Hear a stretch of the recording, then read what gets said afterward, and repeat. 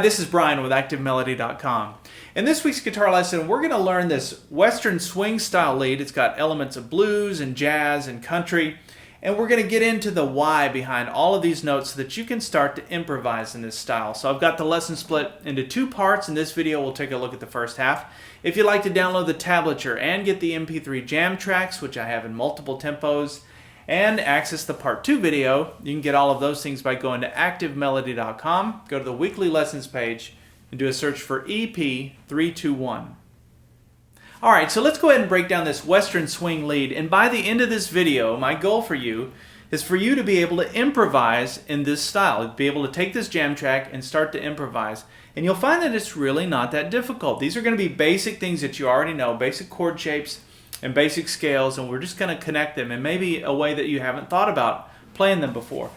And so we're going to start off by playing this, talking about the key of the song, which is in B flat. Now I tend to play in the key of E or A because that works really well for blues, but a lot of jazz stuff tends to be played in B flat. And I thought this would be good for us because it'll just keep everybody on their toes by playing out of the normal keys that we usually do. So we're playing this in B flat. And the chord structure for this is a 1-4-5 chord format, at least for the first part, for this video, first part of the song, it's a 1-4-5, but there's a major 2 chord thrown in there as well. So let me call those chords out. So we have a B flat, that's your 1 chord, your major 2 is a C chord. So we're going from B flat, we go up 2 frets, there's our C chord. The 4 chord is the D sharp, 5 chord is an F.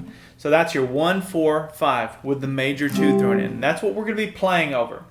Now this song starts off with an intro, a classic country intro. You hear this in Patsy Cline songs and a lot of old school country. Starts off with the 4 chord, goes up to the 5 chord, and then it goes to the 1 chord. And then the song starts. And you hear that in so much of the old songs, you know, the old country songs.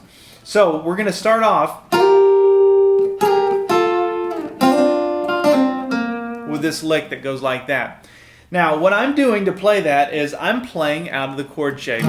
So that first chord is your 4 chord, that's the D sharp that we talked about. So I'm picturing this playing the D sharp chord here using the A chord shape out of Caged, and then the top part of that A chord shape, and I cover this in EP321 if you want to know more about what Caged is.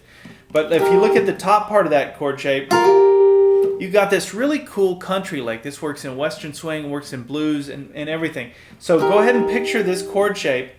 But here's what I want you to play. I want you to bar the first 2 strings here on the 6th fret and do a hammer on to the 8th fret 2nd string. And then we're going to go a quick slide from the 9th fret 2nd string back down to the 8th fret on that 2nd string. So the first part comes in right on the 1, so when we're counting it, it's 1, 2, 3, 4. And then the song goes to the 5 chord, remember? So we have our D sharp, and then I said the 5 chord is an F. So I'm just thinking about different places that the F chord exists on the neck. You have an F down here, you have one up here, that's using the D chord shape out of Caged. And that's what I went to. I just played the top 2 strings out of that chord. I didn't need the full chord. I'm playing just a harmonized third. That's what that would be. So I've got that lick, and then I come to this.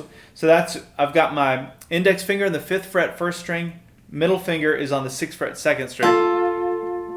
And then it goes back to the 1 chord. And I was thinking about my B flat chord. Where are my B flat chords? I could have done something down in this position, but I ended up dropping down to the B flat down here. And I used the same little trick that I used over the 4 chord. I'm using it now over the 1 chord. So I'm barring the first 2 notes here on the 1st fret, doing a hammer on to the 3rd fret 2nd string. Now I'm playing strings 1 and 2 there. Do a pull off, and then my ring finger goes down on the 3rd fret 3rd string. Just like that. So that's the intro.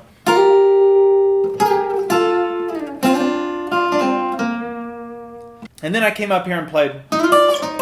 And that's where the song would start. If you think of the other part as being the intro, that would be the very beginning of the first bar. And that's a little pickup note. And what I'm doing there is I'm picturing the 1 chord, which is your B flat chord, and I'm going into it like that, playing harmonized sixth. And to get to this first one, I'm just picturing the B chord, B flat chord here, and the B flat chord up here, using that D chord shape, just like we did with the F. We're doing the same thing up here. You'll see that I repeat myself over and over again with this stuff. So I'm playing strings 3, 1, picking the third string, plucking the first string with my ring finger.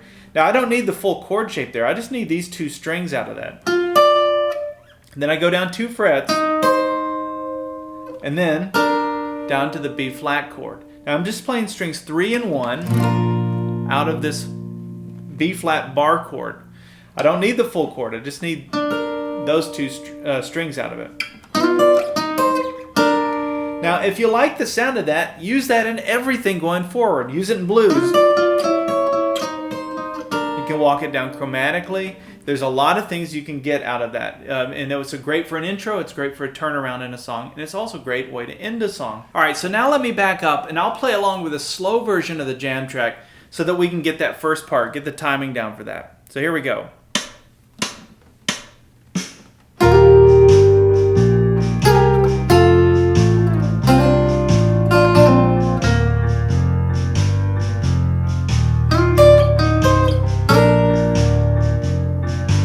So now that we have the intro out of the way, let's go into the first part of the song. And so the first thing that I played goes like this.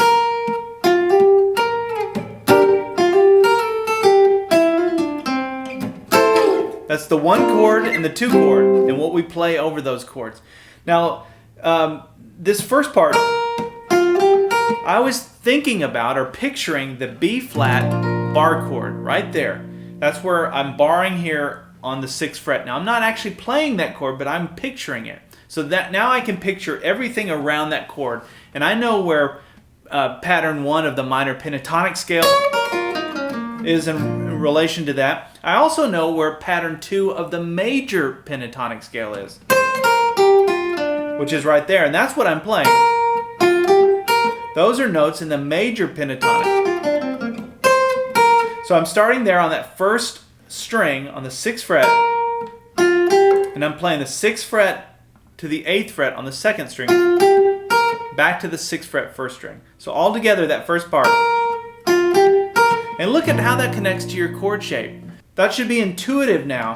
You've got this chord shape, and you've got this little box that you can play that's major pentatonic, and you can see how it connects to that chord shape. Now you can start to visualize that chord shape going forward in other places, and you can play that lick and other variations of that lick.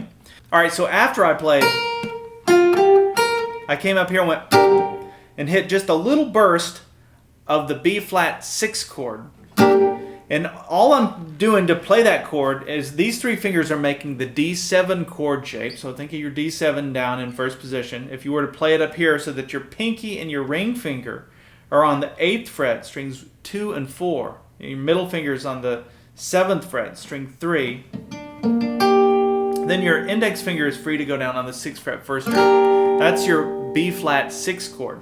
Now this 6 chord, you can see where that is in relation to your major bar chord. Always connect it back to something, this is sort of your home base. So how does that 6 chord connect to that? The other way to think about this would be to play this bar chord and just take your pinky off of where it's at on the 4th string and put it up here on the 2nd string. That would be on the 8th fret.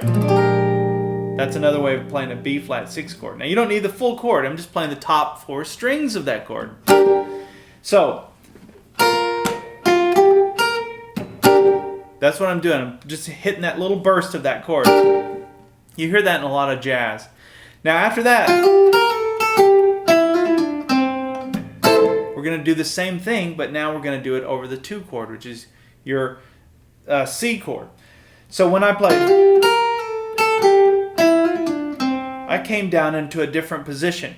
Now some of you are going to go, well wait, why didn't you come up here? If your C chord is up here, why didn't you play something up there? I could have. There's no right answer here with this stuff. So I could have kept in the exact same style that I played over the 1 chord and done the same thing over the 2 chord. But what I heard in my head was it walking down a little bit there. I just heard that. And so what I ended up doing when I analyzed where that was, my finger went there first, and then I had to sit and think about what was going on. But I was playing now major pentatonic scale pattern 1 for C. Right? So there's your C chord. There's your pattern 1. And so that's where I went. But instead of doing that, I went. So I did a little hammer-on, pull-off, hammer-on lick there, which technically isn't the major pentatonic scale by adding this note. That's the major scale.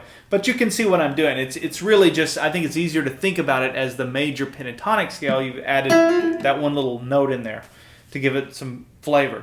So after that, I'm going to slide down 1 fret to the 5th fret 1st string, 8th fret 2nd string. This is where we come to the 5th fret 2nd string. Hammer on, pull off between the 5th fret and the 6th fret on the 2nd string. I do another hammer on to the 7th fret 3rd string.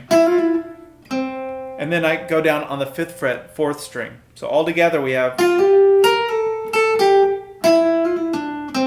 And then there's the 6th chord again. That time it's over the C chord shape, so it's a C6.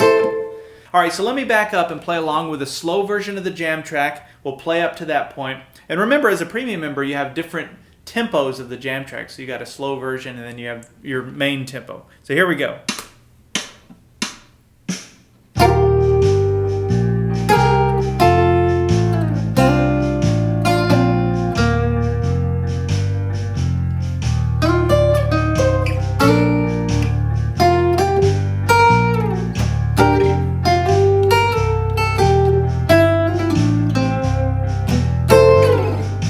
All right. So now the song goes to the 4 chord, and I played. Now that's going to look familiar because you can think of it 2 ways. We're back in that major pentatonic scale pattern 1 for the key of the song, which is B flat. But I'm thinking about this chord shape, the 4 chord. I'm thinking about the D sharp chord and the top part of that chord. And I'm just tracing the notes, literally the notes, in that chord. So I'm starting here on the 7th fret 2nd string, sliding up to the 8th fret.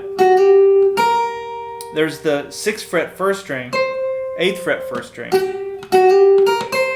Middle finger goes down the 8th fret 2nd string, back to the 6th fret 1st string, back to the 8th fret 1st string. So we have. And then the song goes to the 5 chord, which is your F. And I could have played something over an F chord, but I went. And what I did in my head was I thought of just taking it more of a bluesy direction in that point. And so I went back. I wasn't thinking about the chord changes at that point. I was thinking about just the key of the song, which is B flat. And I was thinking about pattern 1, minor pentatonic scale of the key, which is right here. And so just remember that when you're improvising, when you're playing over chord changes, you have 2 paths you can take. You can play the chord changes and be very literal and very melodic, or you can always just jump out of that at any point if you get lost or you want to get out of it and just play in the key of the song. And that's what I'm doing here. I'm playing the minor pentatonic scale for B, just for that one little moment. So I came up to the 9th fret 1st string. That would be the note in the minor pentatonic scale. Then I come down to the 8th fret 1st string, 6th fret 1st string, and then we go 8, 6 on the 2nd string, and then back to the 6th fret 1st string. Now when I came back into this, we're back into major pentatonic scale pattern 2 for the key. All right, so, and then there's this. That's where the turnaround happens that I played. This is a great turnaround. If you learn nothing else in this, you got to learn this turnaround and use it in blues or anything going forward. All I'm doing is I'm picturing the bar chord, the B flat bar chord. I'm just looking at the top part of the bar chord, a little triad at the top of it. I'm picking with my pick on the 3rd string. I'm using my ring finger to pluck the 1st string. And then I keep this bar here. And I let this string. So now we're going to the up to the 8th fret, and then we're going up to the 9th fret, and then up to the 10th fret. And I use my ring finger for that, keeping the bar the whole time so that the 6th fret first string is a constant drone. And then the 5 chord, which is your F7. And I'm playing it right here. I've got these 3 fingers making up the D7 chord shape. I've got my ring finger here on the 8th fret, 5th string, pinkies on the 8th fret, 3rd string, and then I've got my index finger on the 6th fret, 2nd string. I'm just playing the middle 4 strings. Let me back up and play. We'll skip the intro, but I'll play along with the jam track, the slow jam track, and we'll play up to that point.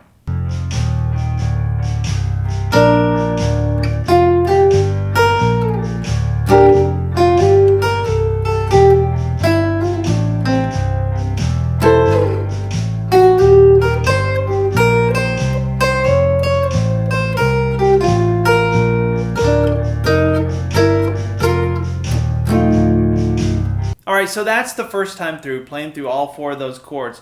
Now the song's going to loop back. We're obviously going to skip the intro, and we're going to play through the same chords, starting with that B flat. And what I played the second time through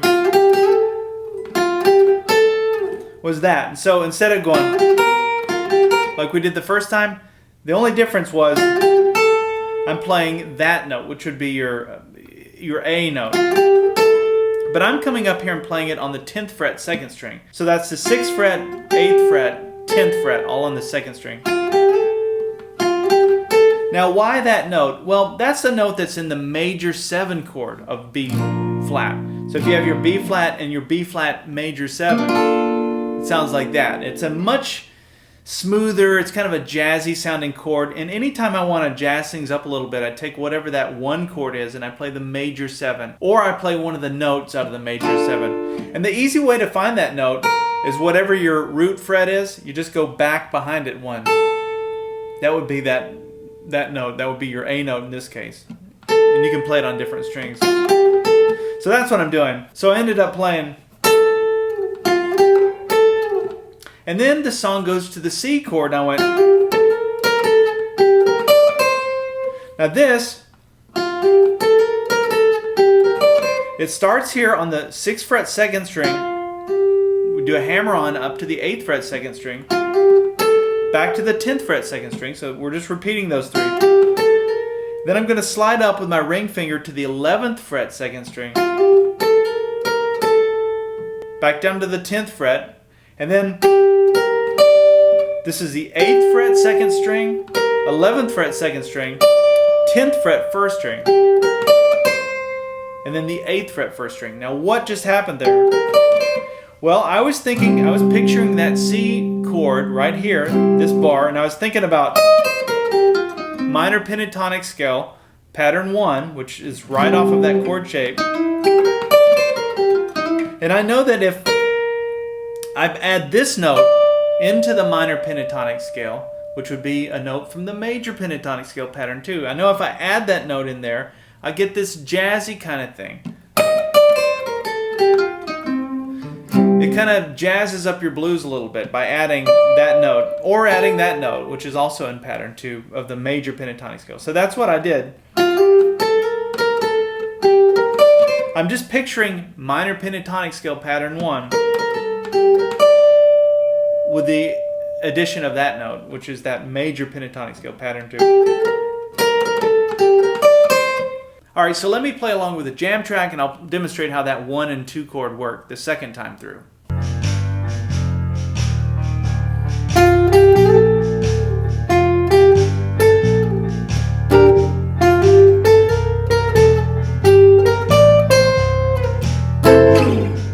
Alright, so one other thing I should mention is you probably heard the B flat 6 chord and the C 6 chord. Those were thrown in there as well, just like we did the first time. I forgot to mention that as we were going through it, but you probably heard me play those when we went through the jam track. So make sure you include those. So after we play, then the song goes to the 4 chord, which is our D sharp chord. And instead of me playing straight over the D sharp chord, I just kind of went into blues mode, and I went into minor pentatonic scale, pattern 1 for the key of the song, which is B flat. So what I did there, I came up here to the 9th fret 1st string, and then walked it down to the 8th fret 1st string, 6th fret 1st string. And this is incorporating that, mixing the major and the minor pentatonic scale in this one spot. Ring finger goes down on the 8th fret 2nd string, back to the 6th fret 1st string. And then a quick slide, I'm going up into pattern 2 of the minor pentatonic scale. Hear how bluesy it sounds? So I'm sliding up to the 11th fret 2nd string. So we have... But instead of me staying in the blues and playing that pattern 2, which I could have done, I ended up going, which is much more of a major sound. It just gives it more of a jazzy western swing feel. So then after that note, I came up here to the 10th fret 1st string and walked it chromatically, 11th fret, 12th, up to the 13th fret. All right, so after this lick, then I come down back down to my root fret, which would be the 6th fret, where the bar chord would be if we're playing our bar chord for B flat. But I play the 6th fret 1st string, and then the 8th fret 2nd string, back to the 6th fret 1st string. And then I do a quick slide up to the 11th fret 2nd string. This has got that kind of, it's almost like a rockabilly western swing. You hear that quite a bit in music, in that style of music. And then I came down and went like that. So after that slide up to the 11th fret, I come back down to the 6th fret 1st string, 8th fret 2nd string, 6th fret 2nd string, and then 6th fret 3rd string, and then we play the 3rd of that chord, which would be the 7th fret 3rd string. And then ring finger goes down on the 8th fret 4th string. And all I'm doing there is I'm making that B flat chord in my head. It's a great lick. Now that's everything we're going to learn in this first part of the video. So I'm going to back up now and play along with the slow version of the jam track. We'll play through everything, including the intro. And then I'll see you in part 2 to learn the other half of this. And if you're not a premium member, look into it. It's a great value. You get everything you need for the lessons that I put out each week. Jam tracks, tablature, everything that goes with it, so that you can really break it down and practice it and learn how to do it. And it's very affordable. All right, so let's back up and play through this one more time, and then I'll see you in part 2.